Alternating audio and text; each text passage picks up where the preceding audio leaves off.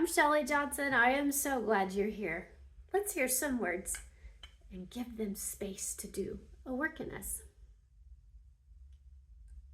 It's week 3 of Embracing Grace, and today we're talking about wisdom. Week 1, we did a really good job of differentiating between mercy and grace, understanding that grace is getting what we don't deserve. And last week, we flipped the script on obedience and saw that by grace and through love, obedience doesn't have to be drudgery and duty, but delight. Because when we love Jesus, obedience flows from that love. Wisdom works a lot the same way when grace comes into the picture. Instead of depending on our own understanding, as Proverbs says, we can look to God's wisdom. So let's differentiate that a little bit. Information. Boy, we have access to it in this era, don't we? Our phones in our hands are mini computers, and we can search anything we want. We may not know if it's true or real, but boy, we have access to information, and that can make us feel really empowered as we move through this life.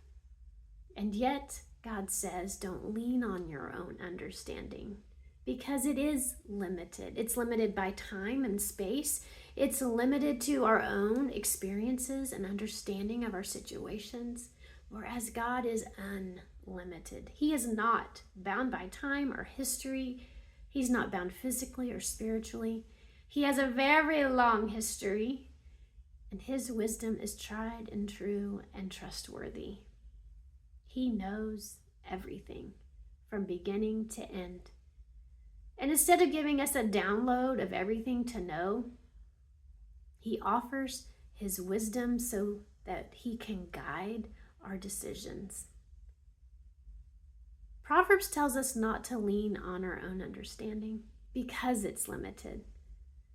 It also says to embrace wisdom because wisdom by grace makes all the difference. Because to receive God's wisdom, by grace, we have to lay down our own understanding, our desire to know what's best, and instead to embrace the fact that God actually knows best.